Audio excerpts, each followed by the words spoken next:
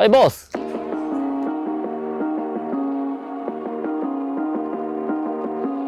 This kind of ceremony is something that we have never done before. So, in fact, after this, right, I want to continue to come here to film the progress. I think it's exciting and interesting.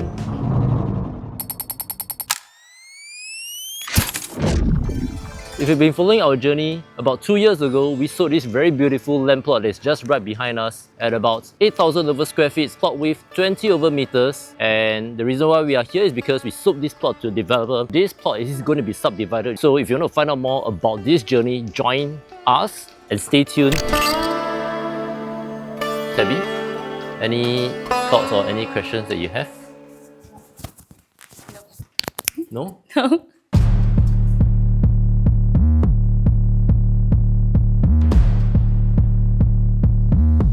We are here at Frack's groundbreaking day. Developers have hosted some of the investors to come and take a look at the old site of the house before the demolishing commences. So once this house is demolished, what will happen to this plot of land? It will be subdivided into 3 plots with 2 corner terraces and 1 inter-terrace. So for the corner terrace, we have estimated land size of 3017 and 3106 square feet, and for the inter-terrace, we have an estimated land size of 2168 square feet. For all 3 units, you have full-on natural basement as well as level 1, level 2 and 3rd level. The corner terraces will come with 5 ensuite bathrooms as well as a powder room, while the inter-terrace will come with 4 ensuite bathrooms plus a powder room. So after today, the developer is going to commence the demolishing, and estimated TOP date, they are projecting about 18 months. So that will roughly be in Q2 of 2027.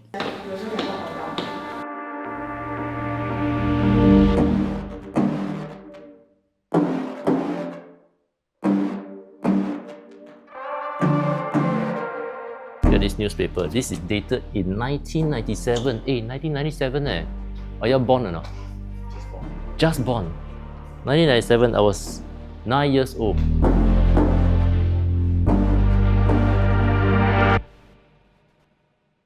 When we look at the plot, we look for the development potential. Yeah. So we look at certain attributes like the elevation. Then we had a product in mind where we wanted to do the basement and all that.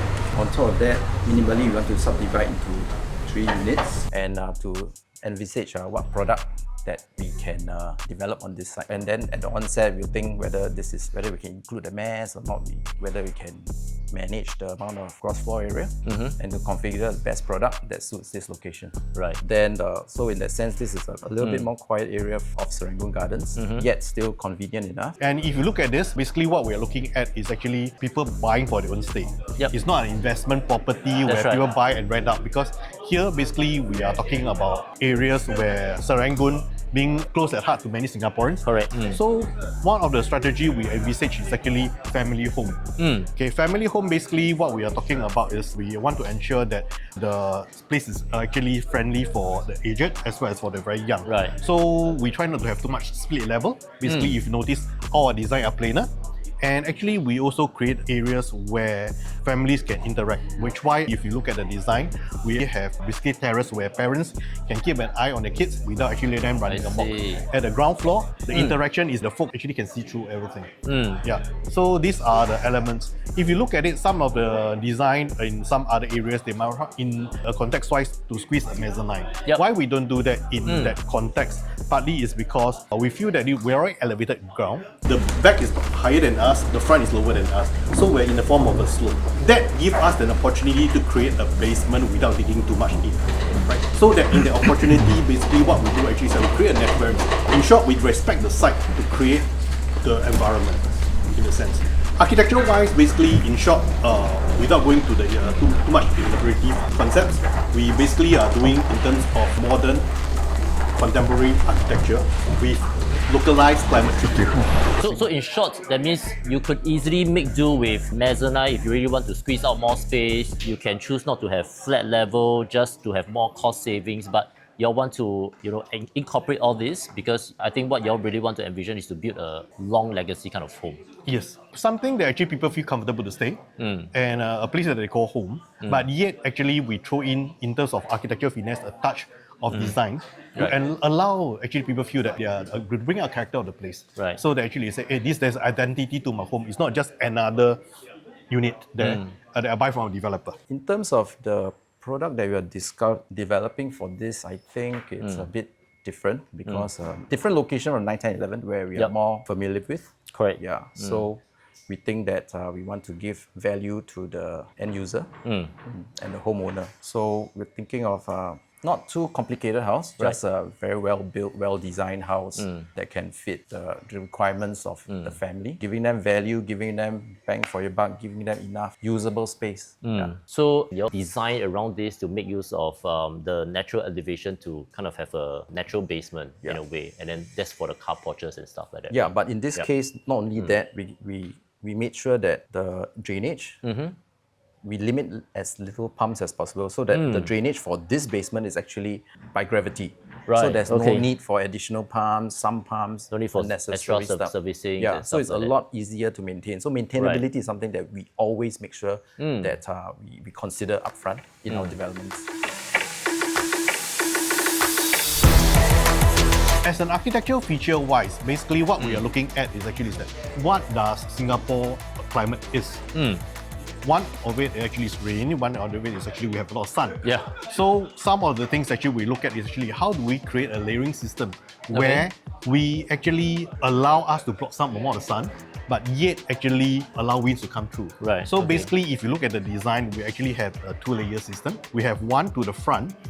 Basically, we create a large deck. Actually, we form a screening in the terms of the sun shading. And the other one is basically to allow the natural wind and breeze to come through.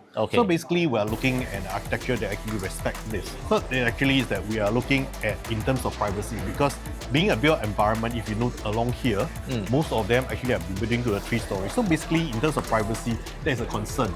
So what we do is address this concern by actually having a screen. So this screen, if you can see, other than actually respecting our tropical climate, basically we also works in terms of creating some privacy. That is in terms of general concept, but in terms of the actual work, we have a lot of fine-tuning. How wide is the screen? How narrow is the screen? So that is actually the architectural treatment to the space. That actually brings character of the development. Different architects will have different style, and different sites will have different style, depending on the sun angle and depending on the privacy requirement. So that actually creates the contextual design of the space. Back in the early planning design phase, which I think is something that's very different from FRX and other developers, is that they even had sit-down discussion with us in terms of the kind of intricacies when you're designing. I think from your past track records, you also kind of do it in such a way that maybe moving forward, you will not want to incorporate things like the cabinets and the built-ins, because your past experience is that a lot of homeowners, after they buy, they will still demolish, and then in that way you can also give the end user more bang for the buck. Is that some of the considerations that your team have actually gone through? Yeah, I think from a sustainability point of view, I think we deliberately decided not to have the cabinetry, the wardrobes being done, because in our other projects, they have some buyers actually rip them all out and basically threw it away. In terms of feedback, we gather people who are familiar with the location, understanding the location, because in the end it's about location and the product on the location. We understand the location, the end users of who likes this location. Then we hope to configure the best product for the end user. So you also did one that is like wildly successful, which is at Kingsway. So I believe you also took some references in terms of the demographics, the end users kind of feedback, and anything to draw conclusion from the unit that you all have done at Kingsway. Yes. So we always learn from all the projects that we always do. So I think from the Kingsway experience, it was a semi-D, slightly more, I call it premium economy. So it's but we are still Singapore Airlines, right? So we are definitely premium developer. And that one had a higher quantum. So in terms of affordability, it's slightly different. Product was configured slightly different as well, because higher price point, the specifications are different. The spaces are larger, number of rooms are bigger. So it's just a different product. So taking from that experience, then we came to this. We felt that in this case, we want to give more value. Market's always changing. So we thought that managing the quantum is important, but yet giving them bang for your buck in terms of value. So we give them more space, as much space as we can. Therefore, we're going to configure a basement car park. So with that, then enough rooms, enough living spaces at the levels 1, 2, 3. having this conversation also helps consumers to understand that you're not just building another, cookie cutter house. Yes, one of the things actually for our office, actually our way to do it is actually to study the site, study the owner's needs, rather than study actually purely from a maximizing returns kind of profile. Because maximizing return, basically what you meant is actually that we build we start out from a factory.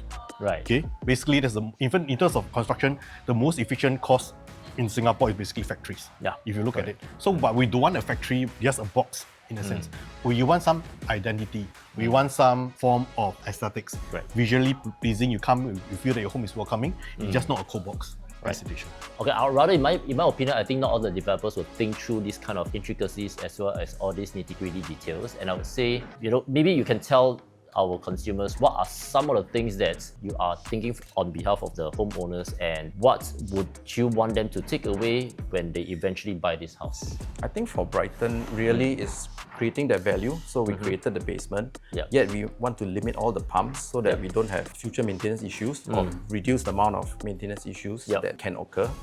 I think in our experience, maintainability is also very important. Right. I think sustainability is more or less standard.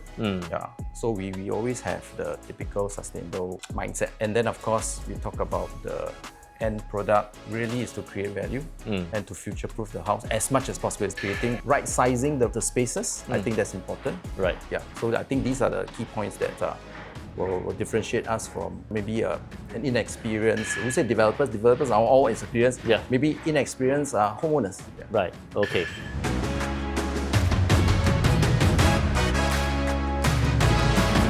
So it's the end of the groundbreaking day?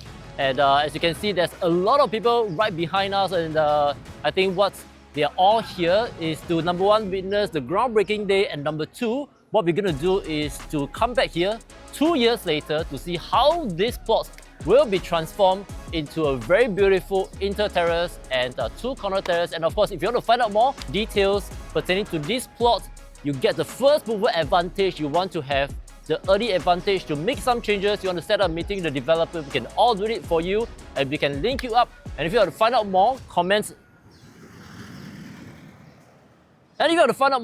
the word landed down below, subscribe to our channels, and we can't wait to see you.